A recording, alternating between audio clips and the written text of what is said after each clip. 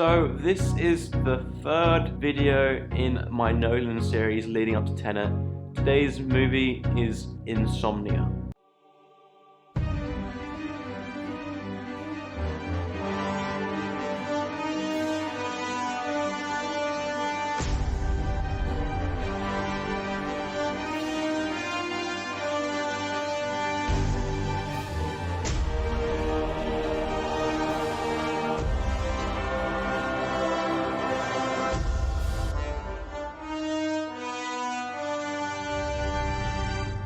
Insomnia is about two homicide detectives who are dispatched to a town in Alaska, I believe, to investigate a murder of a local teenager. Al Pacino being one of the detectives who does suffer from insomnia, the sleep disorder, and struggles with the sun not setting at that time of year. Now, this is going to be one of my harder things to review because a big portion of this plot is actually a big spoiler for this movie, so I can't really touch on that at all, as I don't want to ruin it for any viewers, as also I keep my individual reviews spoiler free. But without further ado, let's get into it. In this movie, I was very impressed with good old Al Pacino.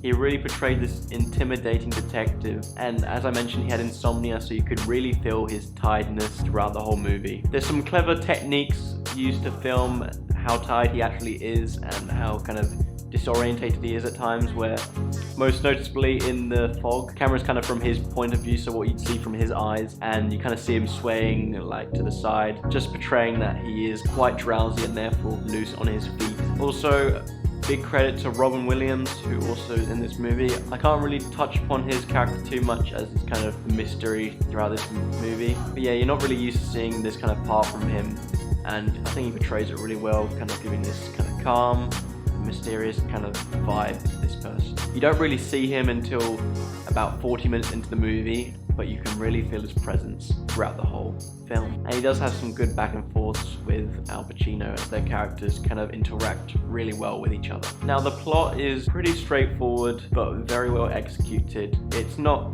highly ambitious like Nolan's movies have been, but just remember, this is kind of at the start of his career. This is right off the bat of Memento, so this being only his third film that he's made. But where it comes to tension, there isn't too much, but there is one scene which plays out underwater. Now, I don't know if it's just because I feel a bit tense when it comes to claustrophobic scenes, but this scene was very claustrophobic to me and had me on the edge of my seat. As for Nolan movies, this is pretty underrated in my opinion. I really hadn't heard of it much until leading up to my Nolan series and making this channel. But yeah, just because I mentioned it's not as ambitious as all the other movies and it's kind of a fairly normal plot that is used, I think it's overlooked by many, but it is executed really well. Although the pacing kind of suits this style of movie, there is times where it does kind of drag a little bit and it feels a bit slow, but that's only a tiny bit. It mostly feels fairly well paced, and yeah, as I said, it just suits this well. There's just some moments where you can notice it a bit. Hilary Swank's character is seen throughout this movie, but she hasn't had big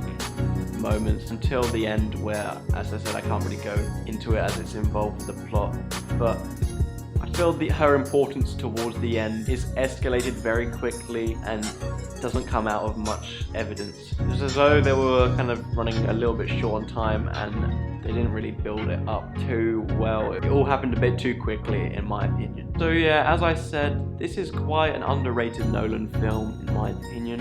I know quite a few people think that. I feel like it should get some more recognition if people are watching through Nolan's movies in lead up to Tenet. As I also said, I hadn't heard of it until I started this channel and I became more into Christopher Nolan. But yeah, it's a solid detective film. It's pretty straightforward, so it's easy to consume. It is an enjoyable watch, and therefore I recommend it. But in terms of rating, I'm giving Insomnia a 7 out of 10. As I said, it is an underrated Nolan movie, but it isn't one of his best. But just because it's not one of the best, it's lower down, doesn't mean it's a bad movie. It is a good movie, but yeah, just hasn't reached the heights of some of his others. But to be honest, it wasn't intended to, as this was kind of at the start of his career. So there's my third Nolan movie down. If you aren't aware, I'm reviewing all of Nolan's movies in lead up to Tenet, and then I'm going to do a ranking on them. So yeah, this was a much shorter review because I couldn't have too much detail in it. As I said, there's a whole big plot in this movie, which is a big spoiler. So yeah, I hope you enjoyed this review, and if you want to see my other Nolan movies, there will be a playlist playlist up